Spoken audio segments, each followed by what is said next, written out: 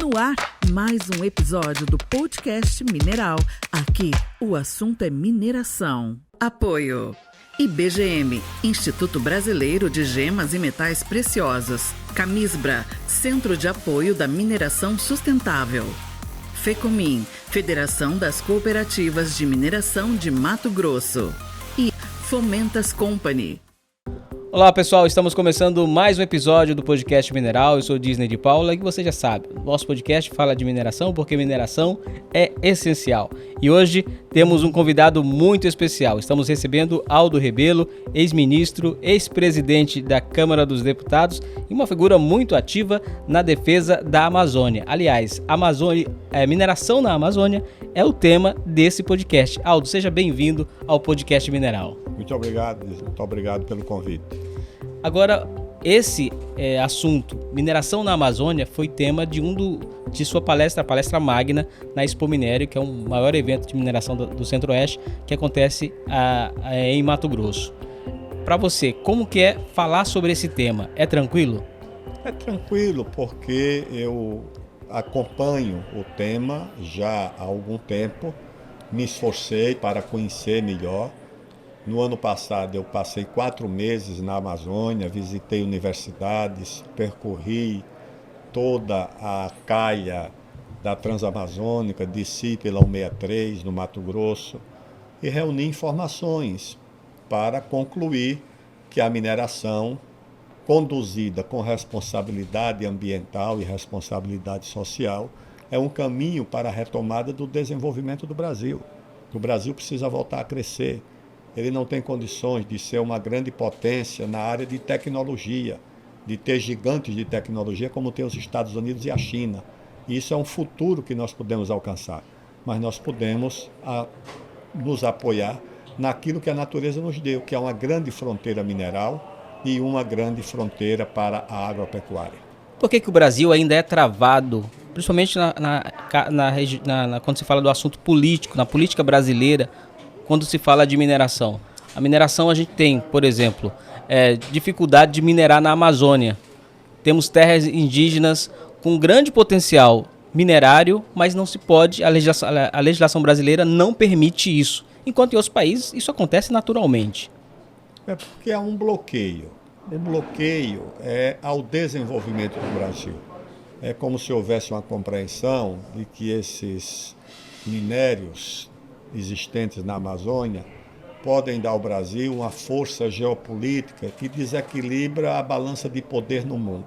Você já tem 2 países disputando a hegemonia do mundo, os Estados Unidos em declínio, a China em ascensão, e o Brasil chegaria com muita força, porque tem um grande território, tem muita área para a mineração, tem a maior fronteira mineral do mundo, tem a maior fronteira agrícola do mundo, tem uma fábrica de energia na Amazônia, que são aqueles rios, que podem duplicar a geração de energia elétrica do Brasil só na Amazônia.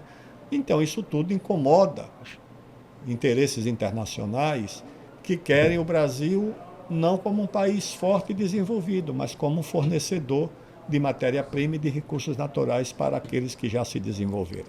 E a gente observa que a gente importa muitos insumos da mineração de outros países, sendo que esses insumos estão aqui no Brasil, poderiam dar desenvolvimento para algumas regiões amazônicas, mas a legislação ainda é travada nesse sentido. Por que esse assunto não é tratado no Congresso Nacional? Porque a Amazônia é uma região esquecida pelo país. O Brasil conhece a Amazônia a partir de uma versão que nos chega produzida pelas organizações não governamentais financiadas do exterior. É a ideia de que a Amazônia é um paraíso, a ideia de que a Amazônia é um santuário. Não se leva em conta que na Amazônia vivem 30 milhões de brasileiros. Na região mais rica do país nós temos a população mais pobre, a população com os piores indicadores sociais, com as maiores taxas de mortalidade infantil, com as maiores taxas de analfabetismo, com as maiores taxas de doenças infecciosas, com os piores índices de saneamento básico, de água tratada, de luz elétrica. E entre a população da Amazônia, que vive com os piores indicadores, os piores dos piores estão entre a população indígena. O município Veja que coincidência brutal. O município brasileiro, segundo o IBGE, que tem a maior taxa de analfabetismo, é o município brasileiro que tem o maior índice de população indígena. Essa é a situação, mostrando que essa política das ONGs não protege os índios, protege os interesses das ONGs, porque os índios estão lá abandonados. E isso é uma situação que o Brasil precisa enfrentar, a sociedade brasileira, o Estado brasileiro precisa enfrentar. Proteger os índios é com direito ao desenvolvimento, para melhorar as condições de vida, para que eles tenham educação de boa qualidade, saúde, infraestrutura, luz elétrica, água tratada. Isso tudo as ONGs não estão interessadas em oferecer. Querem os índios congelados na idade da pedra, no Neolítico. É isso que eles querem. E eu tenho um fato interessante, aqui no Mato Grosso, tem comunidade indígena produzindo soja. Eu sei. Por que não, pois é, por que não pode ter uma comunidade indígena produzindo ouro ou outros minerais? Pode ter, agora é porque eles estão proibidos. Aliás, fazem a mineração de forma clandestina, ilegal, sem receber por ela. Terceirizam para ilegalidade. Sem receber a recompensa de vida, sem o país cobrar os impostos, sem o país ter acesso às divisas de uma atividade que poderia ser regulamentada. E durante a sua palestra eu assisti com muita atenção e percebi que de poucos políticos brasileiros têm o conhecimento que você tem da Amazônia. Por exemplo, na época do governo militar, o governo militar incentivou brasileiros de todas as regiões do país, principalmente da região sul, a vir ocupar a Amazônia, no movimento integrar para não integrar. Essas pessoas foram para lá, não conseguiram produzir, e muitas foram para a mineração. E eu cito isso como um exemplo familiar. Meu avô veio do Nordeste para ocupar a região norte de Mato Grosso para fazer isso. Só que ele chegou lá, não encontrou condições de subsistência e encontrou a mineração como uma saída e virou garimpeiro. No passar do tempo, ele virou uma pessoa um criminoso. Era para integrar a Amazônia e virou um criminoso na visão da sociedade brasileira e do governo. Como que você vê essa inversão de valor?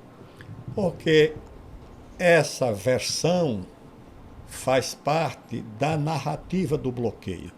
Então, ao invés de você ver o garimpeiro como um trabalhador que quer ganhar honestamente a sua vida e que pode fazer a sua atividade regulamentada, fiscalizada, pagando os tributos, protegendo a sua família, conforme prevê a lei, nós temos o Estatuto do Garimpeiro. Inclusive chegou lá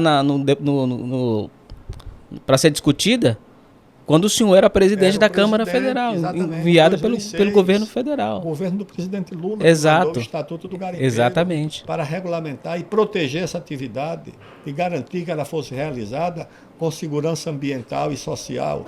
Mas só que isso ficou pelo caminho. A lei existe, mas nunca foi colocada em prática. Exatamente. Nunca foi levada em conta. Inclusive, por quê? Porque as ONGs tomaram conta da narrativa. O governo reconheceu, mas não deu condições do garimpeiro trabalhar. O garimpeiro trabalha a vida inteira hoje. Se ele, mesmo tirando nota fiscal, ele não consegue se aposentar. Não consegue. Esse é um assunto que a gente bate aqui nesse podcast. O que falta para o setor mineral? Principalmente o pequeno garimpeiro que vive na Amazônia brasileira. Representatividade. É isso mesmo. Para discutir os grandes projetos, principalmente mineração, no Congresso Nacional. Você vê essa mesma necessidade? Como o agro tem, como outros setores maiores têm. A própria mineração, quando se reúne os grandes, tem essa discussão. O problema é que o garimpeiro ele não tem a força econômica das grandes corporações. Né? De fazer lobby. A agricultura não, pode se mobilizar, tem as suas federações, tem os seus grupos de interesse no Congresso, tem muitos deputados. Qual é o deputado que defende o garimpeiro? Poucos. Mas muito poucos. Exatamente. Aliás, as pessoas não querem nem se associar a essa palavra, a esse ofício, de tão criminalizado que ele foi. São poucos os brasileiros que têm a coragem de defender a atividade desses brasileiros, desses pais de família, que não tem mais o que recorrer. Você vai querer que o garimpeiro vire o quê? Se transforme o quê?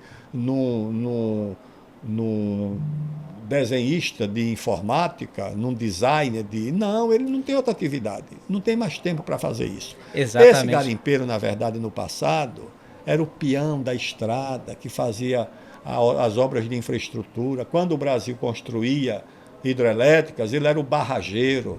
Quando o Brasil construía estradas, ele era o estradeiro, era aquele que fazia as estradas, era o peão do trecho. Que construiu o Brasil. Construiu o Brasil. Quando o Brasil parou de construir qualquer coisa, ele foi para o garimpo para sobreviver.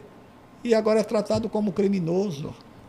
É uma situação que a gente não entende, mas procura tentar virar essa chave.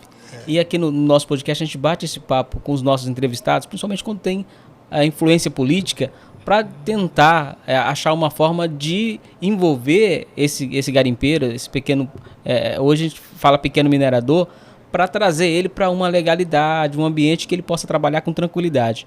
Eu recentemente produzi um documentário para o governo de Mato Grosso falando sobre mineração. E exatamente numa fala sua agora há pouco, o garimpeiro falou para mim, quando eu falei para ele, você gostaria de buscar outra alternativa? Trabalhar em outra atividade? Eu gostaria, mas eu não tenho mais idade para mudar. Exatamente. Se eu sair do garimpo e ir para a cidade, eu vou morrer de fome, porque eu não tenho mais nem força para empurrar um carrinho de picolé. Isso me marcou. Para você ver por que aquela pessoa está ali, entender por que ela está ali. E a gente observa, quando tem notícias na grande mídia de que garimpeiro é bandido, que garimpeiro é um desmatador da Amazônia, eu penso comigo, as pessoas precisam conhecer mais a realidade de quem está lá na Amazônia. E tenho certeza que hoje você defende o garimpeiro porque conhece essa realidade, visitou as regiões e sabe que esse pessoal precisa de uma visão diferenciada do governo. E são pais de família que Exatamente. Querem viver decentemente, eles não querem ir para o narcotráfico, eles não querem ir para o crime, eles querem uma atividade que remunere o esforço deles. E essas pessoas não são compreendidas, são associadas a uma atividade criminosa que nunca foi no mundo, tá certo?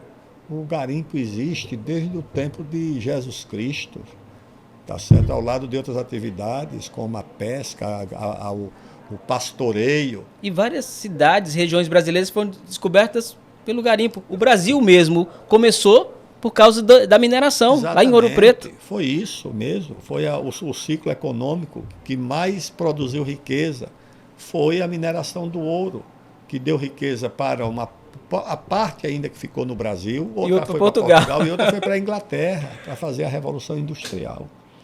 Para você ver a importância que a mineração tem, né? Então a gente precisa realmente dar a esse setor o seu devido valor. E a sua participação na Expo Minério, eu sou um dos organizadores da Expo Minério, e quando a gente se reuniu para falar de mineração e trazer um palestrante para falar para esse público, todo mundo falou Aldo Rebelo. Por quê? Conhece a realidade, tem defendido o setor mineral, principalmente o pequeno, porque conhece a realidade. Então, trazer você aqui para Mato Grosso para discutir esse assunto e levar esse assunto também para a política nacional, pela sua influência, vai trazer uma nova visão de quem está lá sobre o setor, principalmente do pequeno minerador, que é o caso do garimpeiro. Eu só quero te agradecer por participar do podcast e também estar levantando essa bandeira que nenhum outro político brasileiro teve coragem de fazer até hoje. Eu faço isso com muito orgulho, com muita convicção e com muita certeza de que estou defendendo uma causa que é justa. Eu não tenho nenhum interesse econômico ou político. Minha atividade política foi sempre em São Paulo, que eu acho que nem tem atividade de mineração, de garimpo ou coisa parecida, mas é pelo interesse do Brasil, pelo interesse econômico, pelo interesse social e porque acho que é uma causa justa e nobre. Boa parte deles são meus irmãos nordestinos. Exato. Tá, como nós, eu sou nordestino também. Que era a mão de obra que pegava o serviço pesado do Brasil, tá certo? Essa gente que fazia o serviço pesado. Só que o Brasil parou no tempo, o Brasil não constrói mais nada, o Brasil não tem mais infraestrutura. Então restou essa atividade para eles. E eles vão fazer o quê? Se são bloqueados aí. Então eu faço isso porque acho que é uma causa justa. E a gente está vivendo um novo momento nesse trabalho que vem se fazendo para trazer a mineração para o conhecimento do grande público, falar para fora da bolha, como é o caso desse podcast que a gente criou há 2 anos atrás. Estamos com uma boa audiência, tanto no segmento como quem está fora do segmento, principalmente porque a gente traz pessoas como você para discutir esse tema. Mas a gente precisa avançar e chegar exatamente na grande massa. Por exemplo, A dona de casa, para ligar o fogão, para ligar o seu micro-ondas, para pegar o celular, ela precisa de mineração. E ela não sabe disso. Não sabe. Então, a informação que ela recebe na casa dela pela TV é de que mineração só destrói. Exatamente. E ela não se dá conta de que tudo que tem na casa dela, da madeira, da cobertura, da televisão, dos eletrônicos, tudo tem origem na mineração. Se você tirar a mineração da vida da humanidade, não resta nada. Um celular desse, você pergunta onde é que está a cassiterita. Cassiterita é o minério que faz o estanho. As ligas, as soldas do celular são todas de estanho. A cassiterita está aqui, a bauxita está aqui.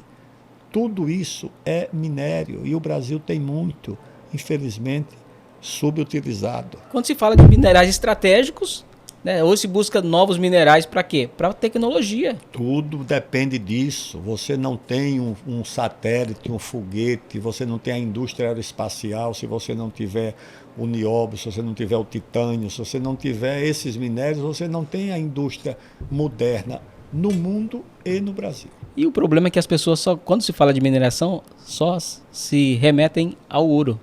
É verdade. A joia, né?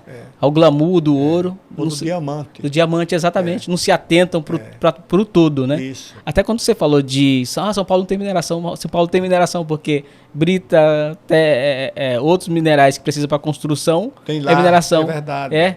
E é o que mais usa mineração no Brasil, é São Paulo, por causa das construções. Exatamente. Tudo. Né? O cimento é mineração. É mineração. Certo? O gesso é mineração.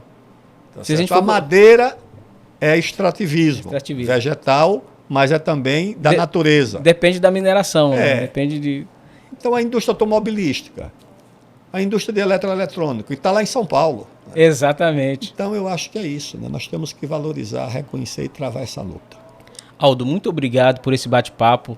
Como eu falei no início do podcast, era um sonho nosso ter você aqui para falar um pouquinho sobre esse setor, e obrigado por estender a mão. Eu digo assim, porque o que você está fazendo de mostrar a importância que esse setor tem pelo conhecimento, tanto na política nacional como internacional, é uma força gigantesca para levar essa informação para quem ainda não conhece a importância da mineração do Brasil para o mundo. Então, muito obrigado por participar do nosso podcast. Muito obrigado, parabéns e até breve. Até breve. Olha, hoje a gente falou aqui com Aldo Rebelo, um bate-papo muito legal de uma pessoa que vem aí realmente abraçando o nosso setor, o setor da mineração. E aqui a gente fala de mineração, sabe por quê? Porque mineração é essencial, assim como a sua audiência aqui para o Podcast Mineral. Um abraço e até o próximo episódio do Podcast Mineral. Podcast Mineral. Apoio IBGM, Instituto Brasileiro de Gemas e Metais Preciosos. Camisbra, Centro de Apoio da Mineração Sustentável. FECOMIN, Federação das Cooperativas de Mineração de Mato Grosso. E Fomentas Company,